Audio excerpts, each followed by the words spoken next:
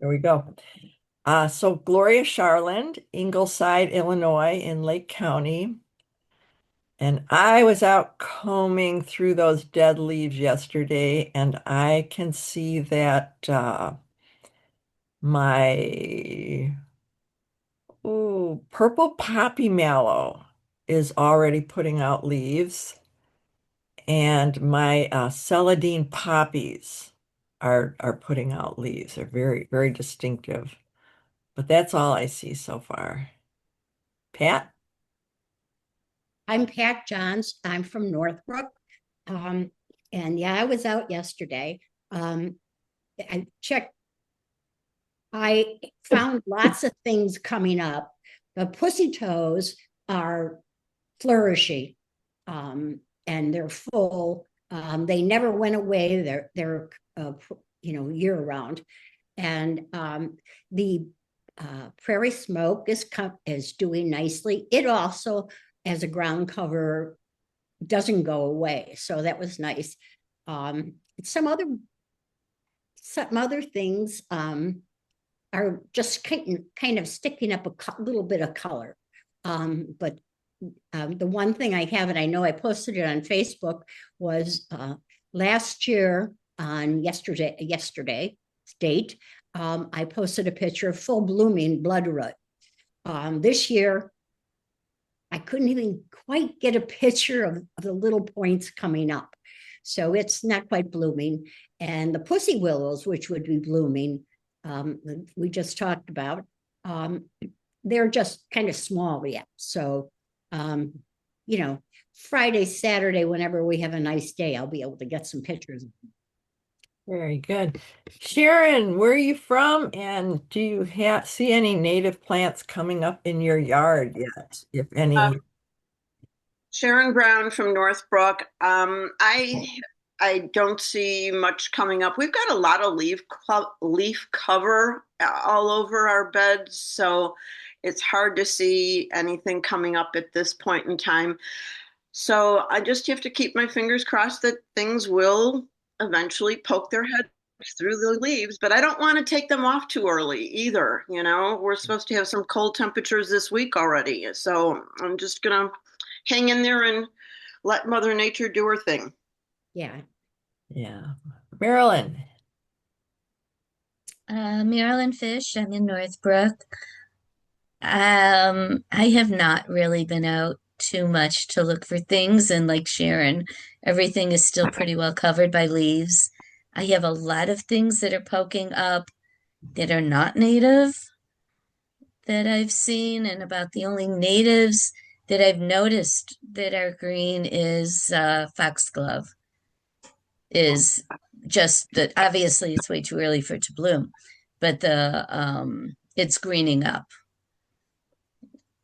But I must admit, I haven't really been out looking. Yeah, it's been so tempting with these warm temperatures. I got a garden, and I can't do anything. Bruce, how about you? What's coming up in your yard, if anything? Oh, you're muted, Bruce.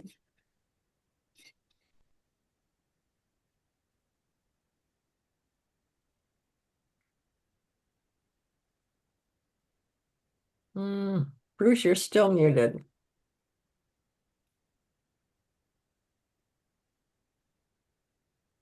While Bruce is trying, should I just jump in? Sure, Marty, go ahead. Hi, I'm Marty Scott, and I'm from Northbrook. And I don't see anything. I'm looking out the window as I'm talking with you, seeing if anything's coming up. I just planted a bunch of natives last year, but we had to take down a tree, a big tree that was dying, and large limbs were falling off. So we were afraid it was going to hurt our home. And now I'm a little worried because we kind of planted around, knowing the shade and the sun, and now things are going to be sunnier this year. So I'm hoping that my natives still are able to thrive in the sunshine. Ellen, how about you?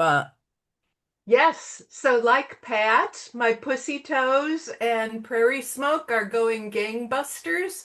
And also yesterday I noticed that my golden Alexander is putting up new leaves. Oh. Cool. Chantel?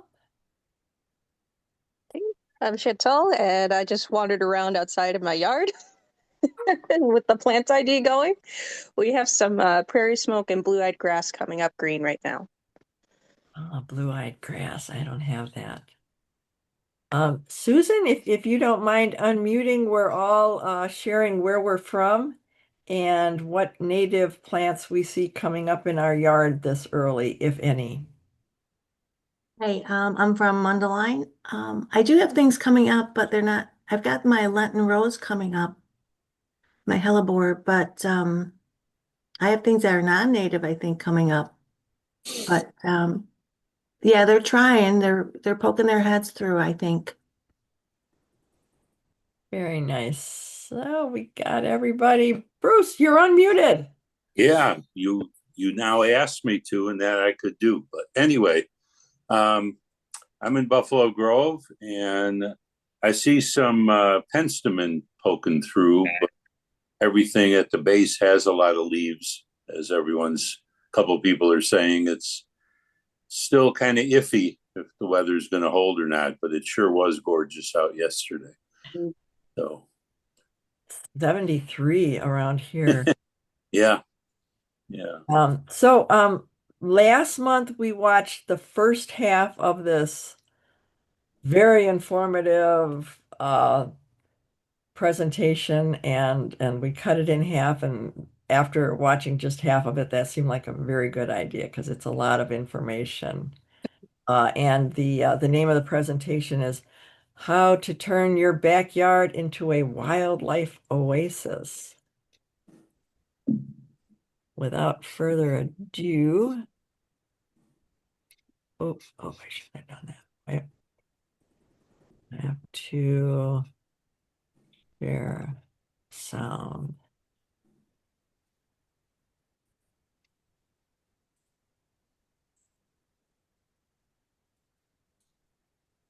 Love. Not again. Lesson number 7, I learned from the bees. Flowers and bees have their own complex language and some amazingly unique ways of communicating with each other. And some of the tricks that bees and flowers use to find each other are pretty wild. Bees work hard for their pollen, but did you know your flowers are working just as hard to attract bees? And it starts with long-distance advertising. Bees have pretty poor and pixelated distance vision, so flowers use bright colors and yummy smells to intrigue them. But as a bee gets closer, things get much more interesting. See that leopard-looking pattern? That's called a nectar guide, and it literally points the bees right to the nectar. Let's see that again in slow motion. Look at how that bee plops down once it sees that pattern. Okay, I won't describe what you're seeing there now. This is a family show. But I think you can probably tell where the nectar is. And some nectar guides are completely invisible to you and me, because bees see color a little differently from us. They can't see the color red, which is maybe why this little red crab spider is hiding in the flowers trying to eat everybody. That was close. But the bees can see UV light, a color you and I can only imagine. And if you look at some flowers through a UV filter, bold patterns suddenly appear that you and I are completely blind to. These UV bullseye markings lead right to the nectar. Scientists even did an experiment to take the petals off and turn them around so the bullseye was at the outside. And sure enough, the bees went to the outside of the flower looking for nectar. So why would a flower go through all this trouble to help the bees find their nectar? Well, flowers need a little help to become pollinated, to transfer pollen from the male stamen to the female pistil. And they offer nectar as a reward to the bees who are willing to do it. Some flowers, like our rhododendron here, make particularly intricate patterns that actually help the bees to learn. If a bee gets a yummy reward from one of these nectar guides, they'll seek out more flowers with that same pattern, which benefits the flowers since it keeps the bees coming back to pollinate. But can a bee really remember a complex pattern like this? Turns out yes, bees have been shown to even be able to recognize different human faces. And they consolidate long-term memories during their sleep, the same way you and I do. They're even thought to have dreams. A second dimension flowers use as a nectar guide is flower shape. See how the rhododendron flower has a crease right down the middle of that nectar guide? After a bee lands, they can lap up nectar from this channel, no searching required. As I was looking around my yard, I also noticed that my flowering dogwood trees have these cupped bracts that lead bees right down to the tiny flowers below. And notice what happened when one of those little bract petals was flopped over. You got lost.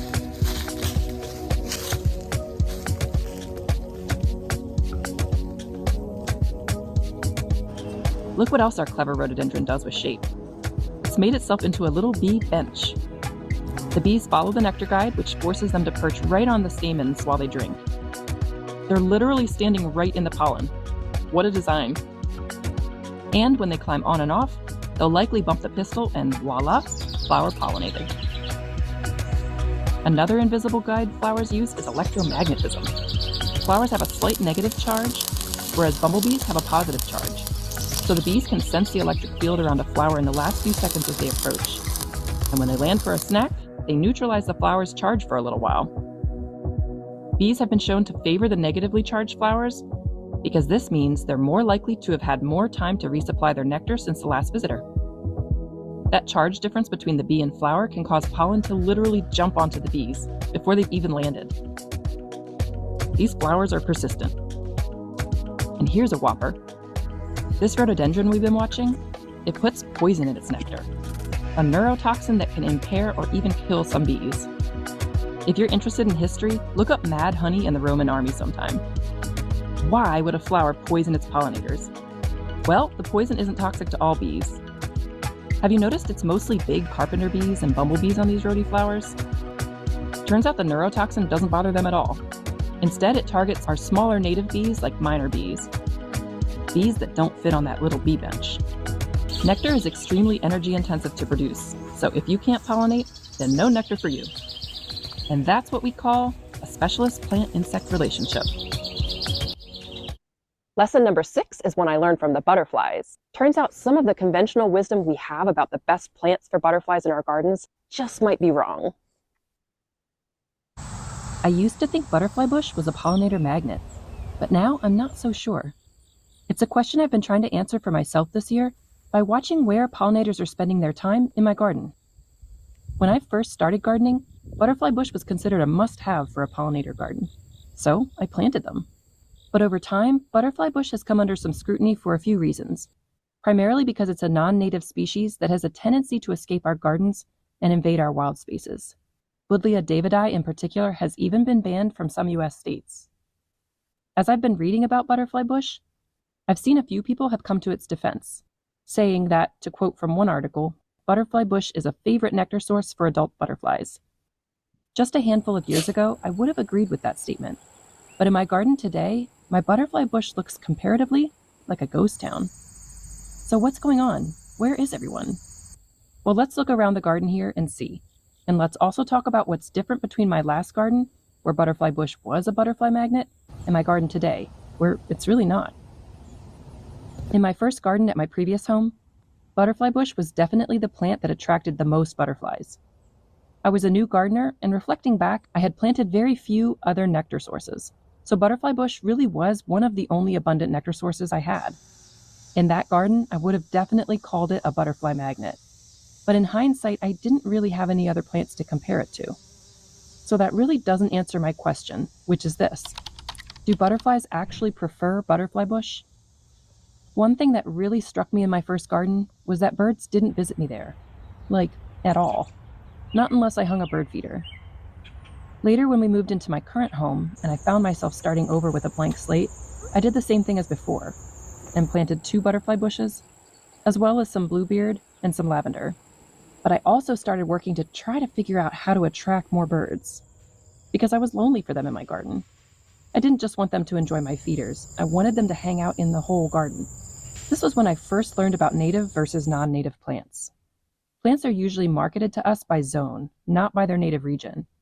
So the idea that specific plants came from specific regions had never even occurred to me.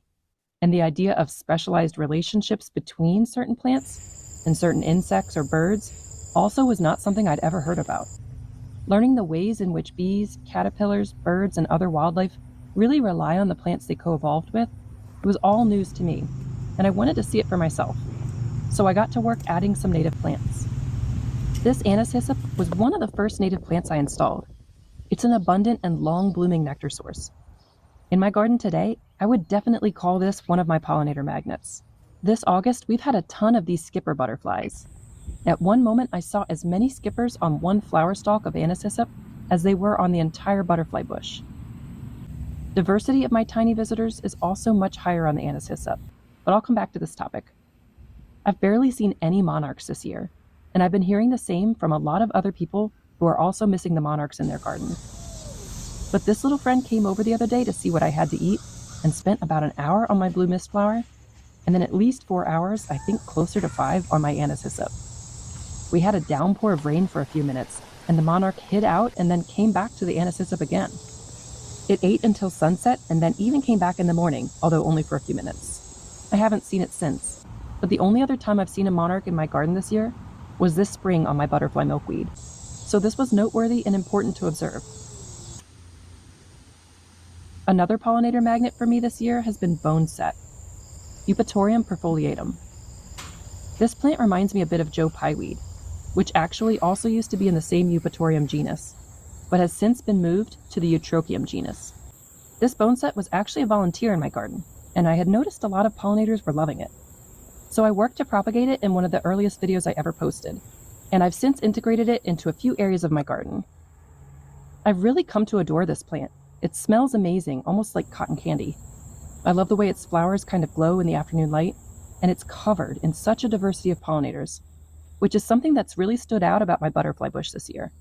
Compared with the anise hyssop, boneset, and some other flowers, it's attracting much lower diversity of pollinators, mostly a few skippers and European honeybees.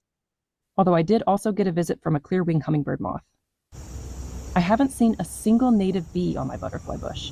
The anise hyssop and boneset are attracting a much higher diversity of bees, butterflies, and beneficial predators that can keep my little garden ecosystem in balance.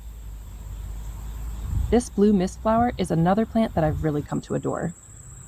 It does well for me in mostly shade, and its bright green foliage really makes this dark little corner shine. It has a very long bloom period that goes into the fall, and it's an important nectar source, so this one is another great addition to support monarchs. When observing your garden, make sure to check it at different times of the day. This mist flower is sometimes without any pollinators, and at other times it's really humming. Time of day can be an important variable when looking for pollinator activity. For flowers that are primarily moth-pollinated, you might even need to sneak outside at night to see them at their most active. Also, if you've added new flowers to your garden, pollinators in your area might need some time to discover it, especially if you're in a neighborhood where there aren't that many flowers. All of that kind of timing stuff is important context when you're making observations of your garden. In addition to checking your blooms for activity, it's also important to check the leaves of your plants to see if butterfly and moth caterpillars are using them. We gotta be feeding the babies. One challenge for butterfly bush is that outside of its own native range, which is primarily China, it really can't support a butterfly's full life cycle. Plants don't want to be eaten, so they've developed different defenses. For example, chemical defenses in their leaves that make them hard to digest safely. When a plant is deer resistant, that's because it's worked hard at learning to taste yucky. But insects do need to eat. So certain insects have adapted to eat certain leaves, even the toughest leaves. Like monarch caterpillars or milkweed tussock moths, who have both adapted alongside milkweed, and unlike most other insects, these ones were able to adapt to eat the milkweed, even though it has sticky, toxic sap. Butterfly bush is of course an important pollinator habitat plant in its native range in China, but it didn't adapt alongside North American butterflies, and so it isn't meant for them, which means it serves as a host plant for 0 North American butterfly species. When I say people aren't seeing monarchs this year, sadly that's not a surprise. Among other problems, we simply don't have enough milkweed for monarchs to reproduce sufficiently, so their numbers will just keep going down until something really changes. That something is us. Our gardens can become monarch habitat if we start seriously adding native milkweed. Monarchs can find a patch of milkweed much easier than just a single plant, so planting in groups is a big help. And of course, more nectar sources, which are crucial for them, particularly near the spring and fall migration periods. Migration is a perilous thing to do, which is partly why monarchs have an uphill battle to recover their populations. So they could definitely use a hand from us. But they're not the only species in trouble. Here in Maryland, there are 42 species of Lepidoptera, which is butterflies and moths, currently listed as rare, threatened, or endangered. including 9 species that are believed to have gone locally extinct. Even more species are currently under consideration to be added to this list. So if we're passionate about pollinators, there's a lot of opportunity to learn about their needs and to add the plants that they need to our gardens. When deciding what to do about any particular plant, I find it helps to think about our goals for our gardens. A big goal for my own garden is to support an abundance and diversity of life. I want to be able to see lots of interesting birds and pollinators and wildlife. And I'm choosing my plants based on how they can support that goal. For example, choosing the plants in my garden to support the full life cycle of pollinators is really interesting and important to me.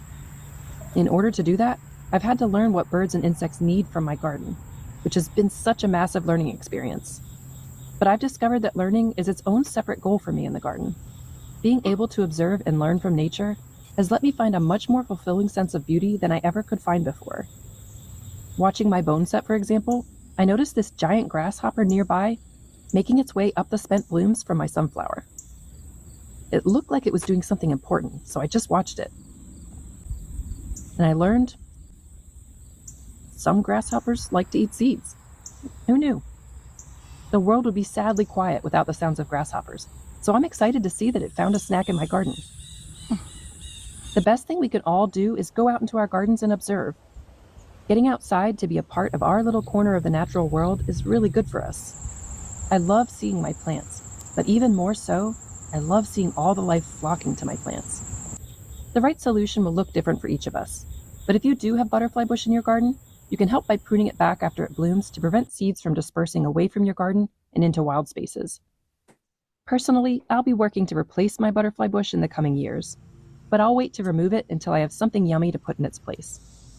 To find that something, I plan on researching more about endangered pollinator species in my area and the plants I can add specifically for them in my garden. In case they do show up, I want to do my best to greet them with snacks. I used to think that butterfly bush was a pollinator magnet, but now I think that was mainly because I hadn't yet learned what else to offer them. But I'm trainable. Watching where the pollinators are spending their time in my garden today, butterfly bush just doesn't look like their first choice, so I'm planning to follow their lead. And finally, lesson number 8, I learned from the soil. Our soil is very much alive, and in our soil is a whole universe of complex communities and interactions. And our plants are very much interdependent on that soil life, so much so that it's crucial to the health and resiliency of our plants. Healthy soil is more than just a pile of inert stuff like rocks and carbon. Your soil is a living fabric. But for most of us, that fabric is weathered and damaged. And this is hard on our plants. But if you've ever dug into your mulch and seen a white web forming in there, that's your living soil quite literally working to stitch itself back together again. And to help her, we can leave more of this: dead stuff. As gardeners, we tend to skip over the part where it's time for something to die. But dying is not only part of what our gardens go through. Dead stuff is the reason there can be new life. That living fabric of your soil is woven from spooky little creatures, an ecosystem dream team of fungus, bacteria, ants, and termites. And all this soil life is centered around dead stuff. After an intro like that, I'm pretty sure everyone's left now. Oh, you're still here. Well, all right, let's talk dead stuff. And living stuff. This year, we sadly came upon our own source of dead wood. I love this dogwood tree. I've seen her out my front door for nearly a decade, and she's hosted a huge amount of life. But over the past few years, it's become clear her time was short. Now, whenever possible, it's important to leave standing dead wood. We all know as children, but seem to forget as adults, that dead trees are super important for birds. They can become a nursery for over 80 bird species here in North America. I don't think we need the jingly sound right now. Okay, go for it. Speaking of living fabric, this is my actual shirt from when I was 5 or 6. No kidding, I got it at the zoo. I wanted to be a pig when I grew up. Still not kidding. Anyway, unlike the holes in my shirt here, holes in dead tree are so important, there's an entire initiative called the Cavity Conservation Initiative dedicated to trying to get people like you and me to leave our dead trees standing. If you have a dying tree, check out their web pages on how to identify valuable snags, that's a dead tree, and how to safely retain dead trees, for pro tips on how to work with your arborist to preserve the tree's most useful habitat features like its trunk and any wider limbs, while making sure your snag is safe for everyone below. Our dogwood tree is likely too small to serve as a cavity nesting tree, and it's in our front yard, which makes it less socially acceptable to just leave it as is. But fallen deadwood is an incredibly important resource in the garden. And thank goodness, because I'm not ready to part with my sweet tree. Dead wood, like logs and stumps, can be a beautiful form of sculpture in the garden. They give a sense of age and history, even in a new garden bed like this one that I've been developing over the past year. Yeah, it's called moss. We cut down our sweet little tree in large segments to preserve her character, and I'm using the pieces to loosely frame a path for our kids to cut through this new garden bed. Leaving deadwood like this to gather moss or lichen can add some mystery, whimsy, and a sense of story and place. And it isn't just sculptural. Deadwood stores excess moisture, even through long droughts, holding up to 25 times the moisture of the soil around it. That can be a real boon for your soil and ecosystem health, especially in increasingly stressful climate conditions. Garden resilience is also greatly increased by the presence of fungi. When you dig into your mulch and see a white web forming in there, that's fungal mycelium, which is like a fungal root system, and it's a very good thing. Fungi are incredibly diverse organisms that aren't plants at all. They don't produce chlorophyll, so they rely on other organisms for nutrition. And since they can't survive alone, they've formed some incredible alliances, making themselves a critical part of ecosystem, soil, and plant health in the process. Good job, fungi. Special fungi called mycorrhizal fungi are essential to soil and plant health. The term mycorrhiza refers to a symbiotic relationship between a fungus and a plant. These guys are best buds for life, linked through that fungal mycelium. These mycorrhizal fungi are so important that some plants like orchids cannot survive or even germinate without their specific fungal buddies. So where do mycorrhizal fungi come from? No, they come from this kind of old, well-loved dead stuff. Dead wood is a major source of mycorrhizal fungi, which is awesome news for your plants. The fungal mycelium will colonize the root systems of your plants, and then the plants will supply the fungus with carbohydrates generated by the plant through photosynthesis. Remember, that's something the fungus cannot do itself since it's not a plant. But in return, the fungus can lend a major hand to your plant's roots. With the help of the fungal network, plants can sometimes take in up to 2 to 3 times more nutrients like phosphorus, nitrogen, potassium, and calcium. This is for a few reasons. For one, the mycelium can cover a very large volume within your soil, much larger than your plant's limited root system. And so naturally, it has a higher capacity to absorb water and mineral nutrients. And the fungus shares whatever it collects with their plant buddies, because they're best buds for life. Secondly, the mycelium's hyphae, which is like their root fibers, can secrete digestive enzymes onto dead organic materials that plants can't access, like dead leaves or wood. They can break it down into smaller parts that again feed not only the fungi, but also their plant buds and many other organisms. This process of decomposing organic matter is critical if you want healthy soil in your garden. And thirdly, some useful nutrients like phosphate ions or iron are tightly bound to soil particles and are in forms that plant roots can't absorb. So how do plants access these kind of nutrients? No, wait, is that just a multivitamin? Turns out the fungal mycelium can access these nutrients and convert them into soluble forms that the plants can absorb. Neat trick, fungi. And mycelium adds structure to your soil, which helps it to retain all this yummy stuff instead of just letting it wash away.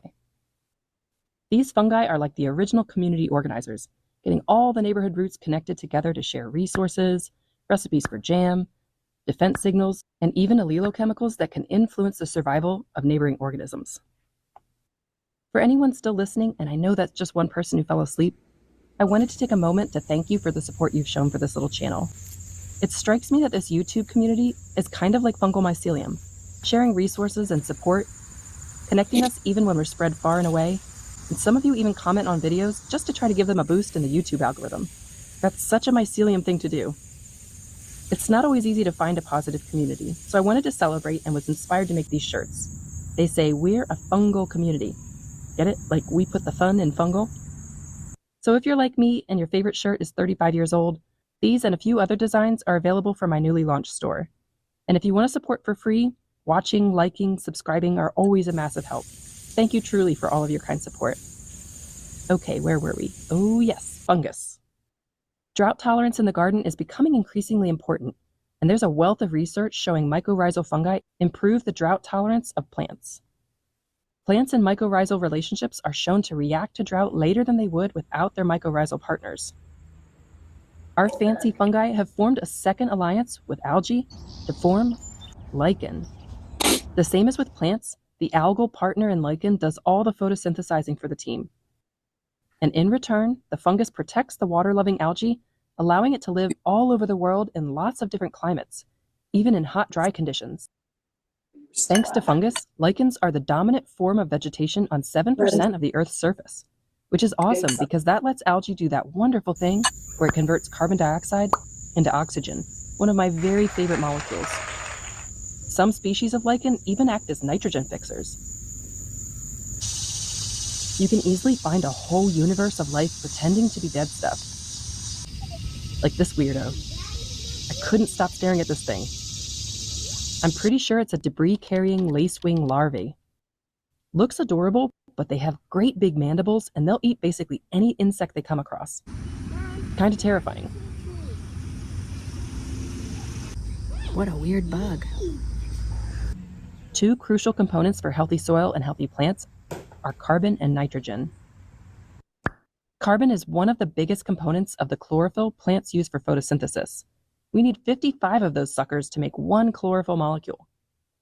And dead wood is an awesome source of carbon, replenishing your soils as the wood decomposes. And I mentioned before that some lichens serve as nitrogen fixers. Well, nitrogen is another critical component of chlorophyll, and it's quite abundant, but plants can only absorb some forms of nitrogen. There are a few ways nitrogen can get into your soil. Okay, I mean, yes, but that's not what I'm talking about. I'm talking about nitrogen fixers. To fix nitrogen, we need special bacteria called diazotrophs. You've probably heard of nitrogen-fixing plants like legumes, for example. Well, these plants have a clever symbiosis with diazotrophs, hosting them in nodules on their roots. But your dead logs also host these little nitrogen fixers. Diazotrophs are magical because they can pull molecular dinitrogen, N2, right out of the air. And they use special nitrogenase enzymes that can break the N2's tight bonds and convert it into forms that plant roots can absorb, like ammonia, NH3. And they'll store it or fix it within your soil. Great job, diazotrophs! And similar to legumes, mosses can also host nitrogen-fixing bacteria, using similar symbiotic relationships. And you know where we can find a lot of moss.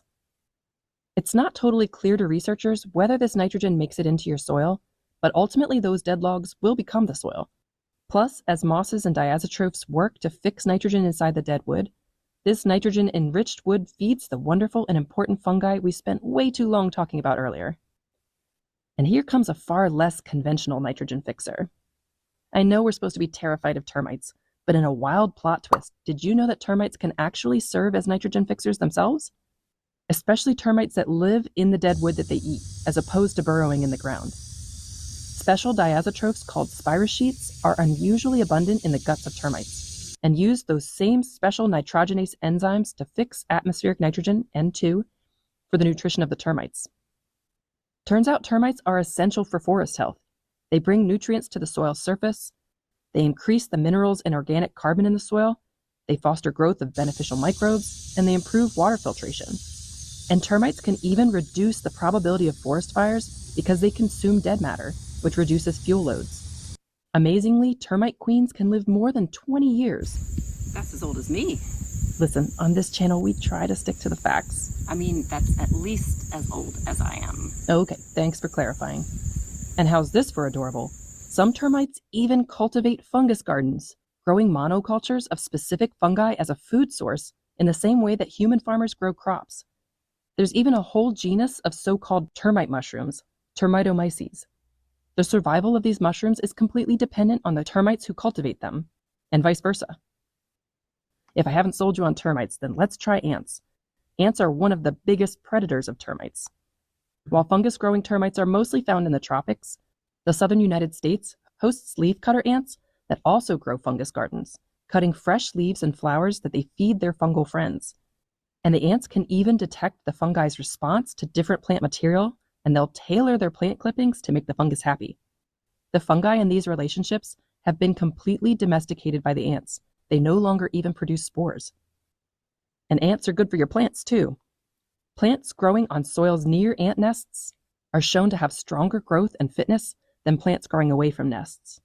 Plant root growth was especially high in areas where ants dump their refuse. Ants will turn and aerate your soil, and they'll even distribute those wonderful tiny fungal spores we want more of. While ants and termites might be good for your soil health, we don't want them nesting in our rafters, so place any dead wood at least 5 to 20 feet from your home or any other structures, and even further if you live in an area with a higher risk of fire. North American termite species only eat dead wood, so you should not find any termites in your live trees unless part of your tree has already died. One exception to this, though, is the Formosan termite, a Chinese species of subterranean termite that's been introduced to other continents, including North America. These termites can eat live wood, so they could infect otherwise healthy trees, and they can cause a vast amount of damage in a very short time. So if you live toward the south, before you place any dead wood into your garden, be sure to inspect it for this particular non-native and invasive termite species. For the best chance of supporting fungal communities in your dead wood, put your logs in a shade garden. If you have logs in a sunny spot, you can try drilling some holes in them, up to 11 millimeters in diameter, to encourage nesting bees like leafcutters to make your garden a home. If you don't already have a source of dead wood, call your local arborists and tree services. They can let you know when they're removing a tree in your area for you to maybe grab some pieces, or they can even tell you where they'll take their logs after removal. Avoid using any treated wood, as the preservatives in the treatment are harmful for insects and fungi in your soil. And if you don't want to use logs, then sticks and leaves are another hugely important free dead material in your garden. And to my sweet tree, thank you for being such a good mama to our hungry bees and birds. You're still a good mama, just in a new way. I'll be sad to look out my front door and not see you there. But I'm glad my boys can still know you and love you as I do. I can't believe you're still here. I hope that some of these lessons that I've learned along my habitat gardening journey might be of some help to you. But one of the most fulfilling experiences I've had as a habitat gardener is watching the birds use the plants in my garden as food sources. If you'd like to keep hanging out with me in the snow and learn more about how to feed the birds in your garden naturally, watch this video next.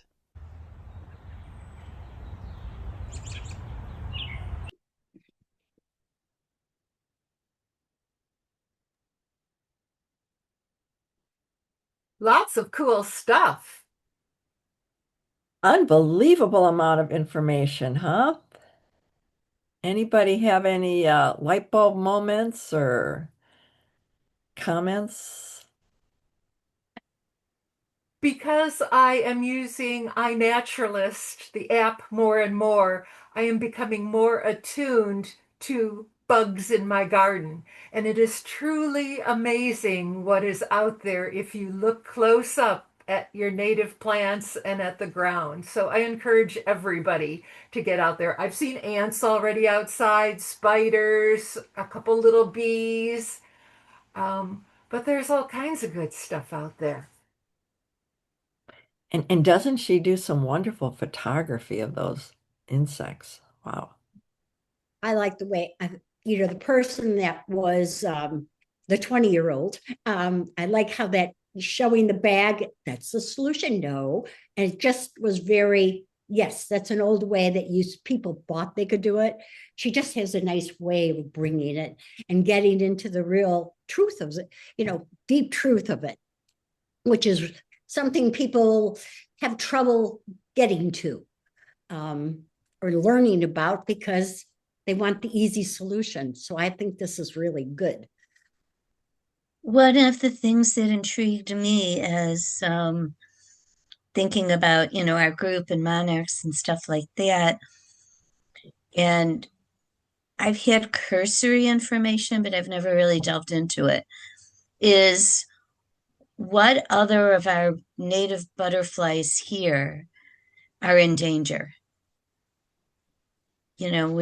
Which ones? I know I've heard fritillaries are having a tough time, but I would like to do some research and gather a list of butterflies and moths and host plants other than monarchs Great that idea. that are in big trouble.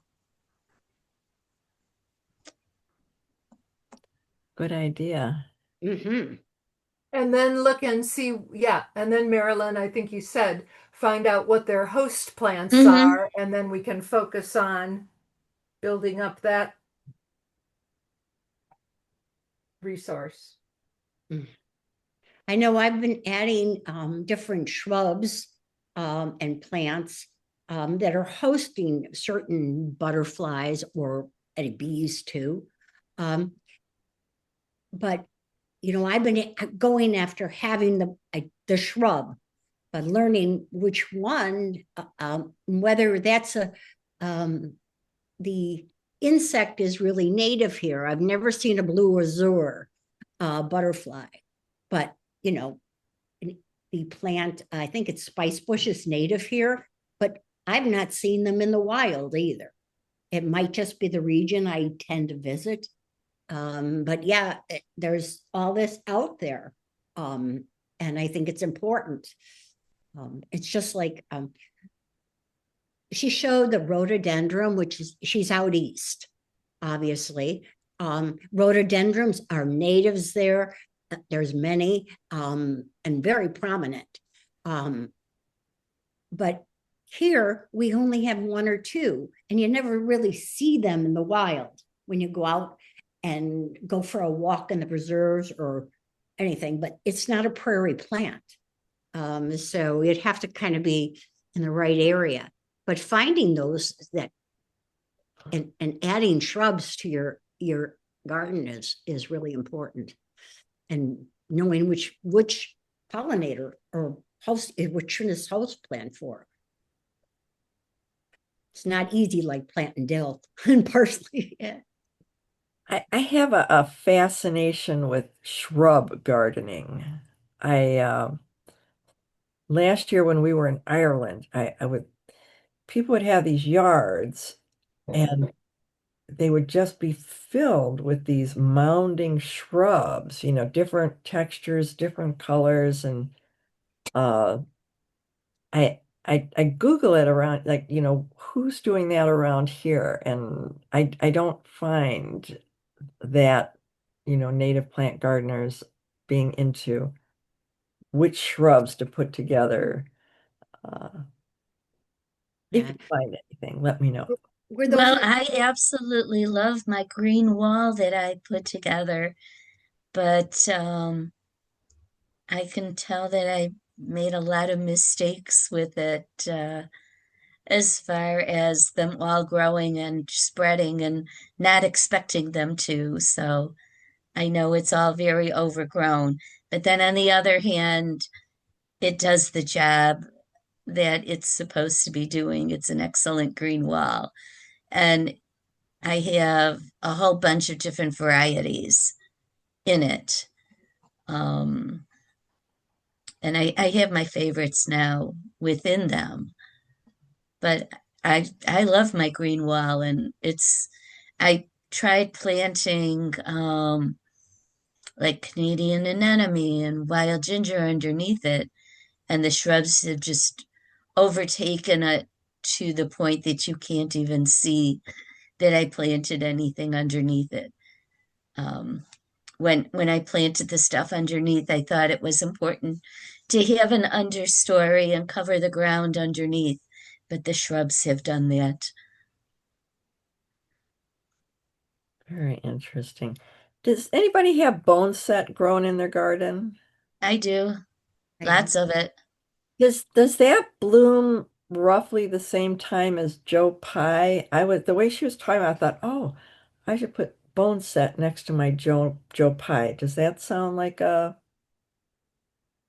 good I arrangement? have them growing together. It, I think it starts blooming a little bit earlier, but it stays longer. It blooms for a very long time. Hmm. And I didn't plant it. It's all volunteer. And I've kind of been culling it to keep it where I want it. But we gave away a lot of bone set seeds on Saturday that that I had because it's very prolific and the seeds are easy to cull. Maybe next year, boneset will be on my list. And the count from Saturday was 2,250 attendees, which is up 10% from last year. So you all were busy at that table. I think they were all at our table at the same time. Were there a lot of other native seeds available at the seed swap? We're talking Alicia. about the You. seed swap at College of Lake County on Saturday, if anybody's wondering. Go ahead. Yeah, but I answer to the question, who is started? Some people. Ellen? Very few other people had natives and just small amounts.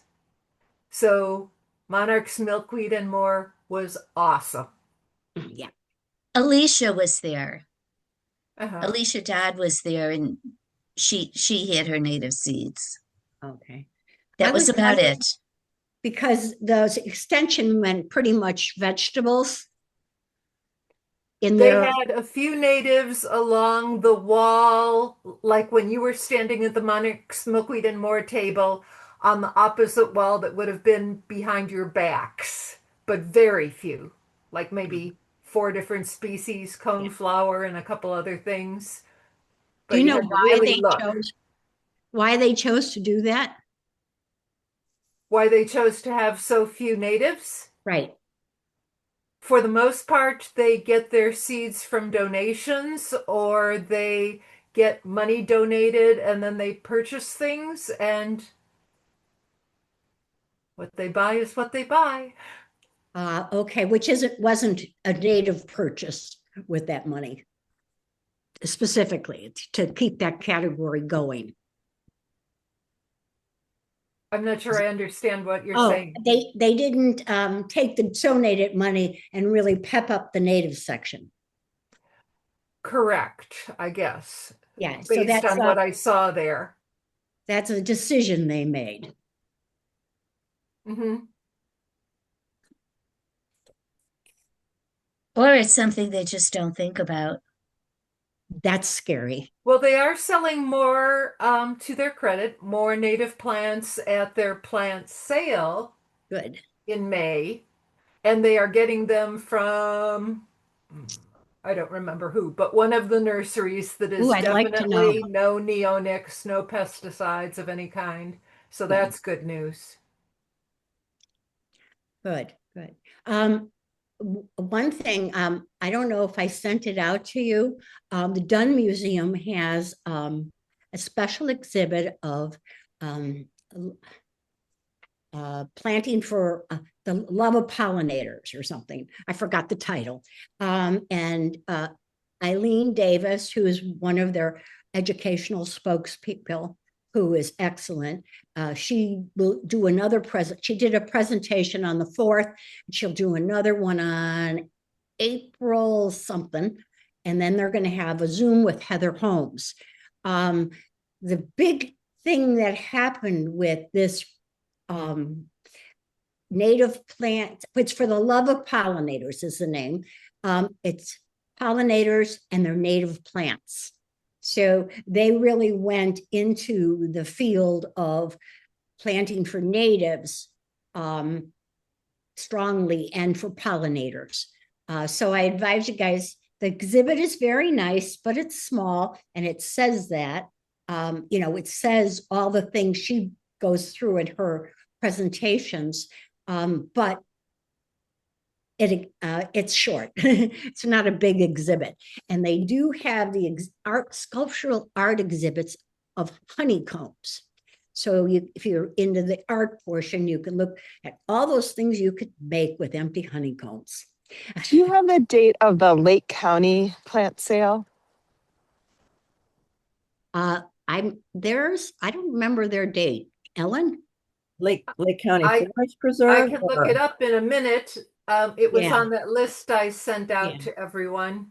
So with the Dunn Museum, I have not been there, but if somebody pointed out to me the irony of it being focused on beeswax honeycomb art, which is all coming from European honeybees, which are destroying our native bees and pollinators, and that they focused on pollinators when the original exhibit is all beeswax.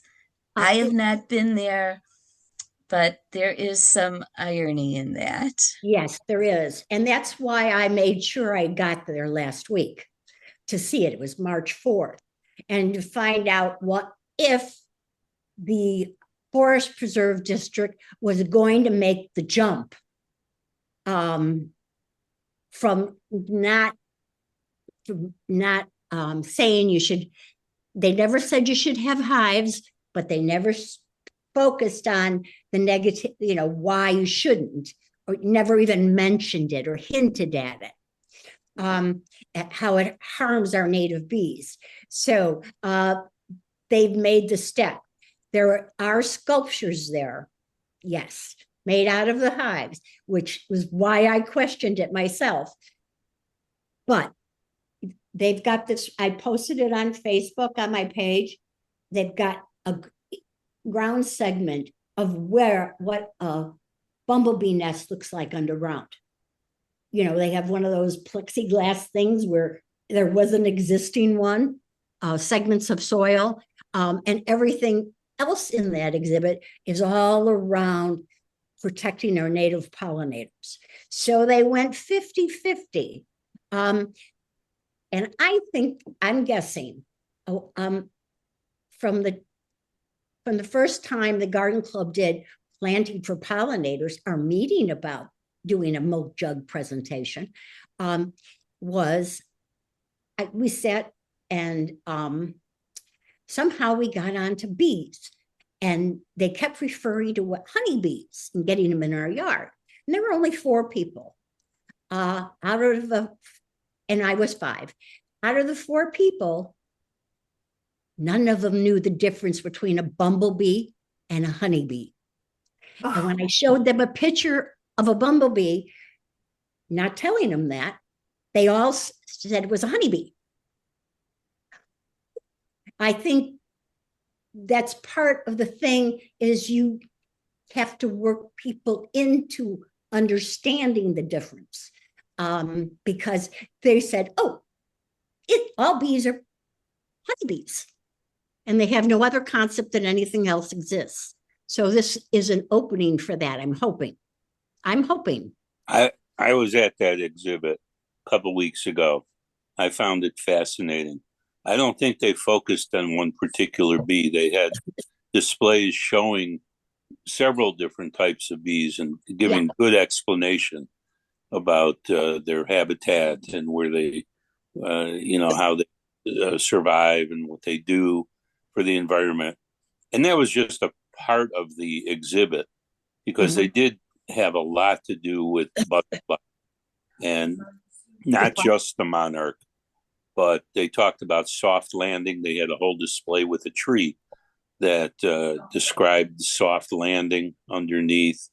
And I found it very worthwhile to go to. And it's really inexpensive to go in. For seniors, it's like $6. So we were there on a Sunday morning, I believe. They opened at 10. And literally there was not one car in the parking lot. I let Lynn off by the front door to make sure they were even open, because there wasn't even a car for like the curator. And they were, and within an hour, they must have had 50 people in there, and a lot of kids. So, good. And the whole exhibit is, it's the history of Lake County. And then this special exhibit on the pollinators is a traveling show. So it's temporary, but it's through May. It's into May. So I highly recommend going. Yeah, that's the sculpture part. Yeah, is a traveling exhibit. Yeah, it is just a part of the exhibit. Mm-hmm. And so the bee, I didn't see any live honeybee hives and how they do it. Not live, but just a replica of it and how they live. They didn't explain that. It was all sculptural. I will tell you that I got permission from the two people at the front desk to hand out my butterfly bookmarks. So all the little kids in there, when I was in there, I was handing them bookmarks. Nice. And then they took some at the desk and left them on the counter. They said, we'll pass them out for you. So I probably left about 20 of them there. But it was very nice of them to do. Yeah, the Lake County Forest Preserves, I find are the most educational and concerned about environment more than many organizations, including Cook County Forest Preserves, because I have to pay to go do anything with Lake County Forest Preserves. It's $5. It's not a big deal. But Ellen and I joke about that. Anyway, setting up a tabling for Psalm. I wanted to get more of the Morton Arboretum, which is actually not, it's the Chicago Regional Tree Authority brochures, on healthy hedges and all that. Well, Cook County was moving their warehouse and they couldn't give me any. Well, I went to the tree sale at Lake County and one of the ladies said, oh, yeah, we've got them up at Dunn Museum where our offices are. You're welcome to come. So here's my email. So I arranged it. I went up there for the first time. I left with a copy box full of stuff. And they're willing to share, and it's really nice. It's not something that it's not a vibe I'm getting from Central Cook County Forest Preserves. This exhibit and the educational department is fabulous. I've got to depart in just a minute, but to answer Marty's question of a few minutes ago, the Lake County Forest Preserve Native Plant Sale is May 16th and May 17th. Thank you. Yep. Okay. I have to chime in there. Those are the same dates. Actually, the 15th, 16th, the Friday and Saturday are the Northbrook Garden Club's plant sale. And we will have purchase of over 2,000 natives. And we haven't decided on a price, but nobody wants to go any higher than last year's, which was $4 for Forbes. And we have an additional vendor. We do not sell any, as a question came up with the listings. We do not sell any annual plants, except if one of the members grows some annuals by seed, which tend to be the ones that are okay for pollinators. And so 3/4 and the native plants brought from our gardens, the native plants are probably half of what comes to the sale, and only 1/4 of them, the native plants that are dug from our gardens on that portion, are cultivars. And some of them are cultivars or natives. So who knows? So please come. It might not be at the Village Green this year. It might be at the church right next to Westmore, on the corner of Western and Cherry. But the Garden Club has made great strides in promoting native plants. And Chris also, who's our plant sale manager, has been working on restoring to period plantings at the Deerfield Historical Society's gardens off of Deerfield Road. So go stop in there sometime. That's free. Thanks, Pat. Gotta go, everybody. Have a good day. Ellen. Thank you. Bye now. Bye, Ellen. So it's Bye. after 10. Are there any comments you just can't bear not telling us about, or should we wrap this up? Do we have questions about anything? I just want to say the Seed Expo was fantastic. Really enjoyed being there. Thank you for your comment in your email, Marilyn. But it You're was welcome. talking to a lot of people and picking up some good seeds. So, Well, thank you, Bruce, for rating your car. Yeah. And I thought our display was just lovely. We're the only ones that had like photographs of every single, so you knew what the seed was. They were Means a beautiful. lot. It was a nice display. I figure that from what we put into envelopes, what Bruce added, and if you were to take those 2 bags of Joe Pie that I handed out, full gallon bags Oh of my. just seeds that I handed out, we probably gave away the equivalent of over 2,500 envelopes of seeds. Mm. And I came home with 6 Joe Pie envelopes. I love that Joe Pie. All Well, right. Well, everybody have a wonderful day. We'll mm-hmm. see everyone. Thank you. Great thank you. All video. right. Yes, thank you for having this. Thanks for the It video. was really good. This was Bye-bye. a good one, Gloria. Thank you. It was good. Yeah. All right. Thanks. Bye.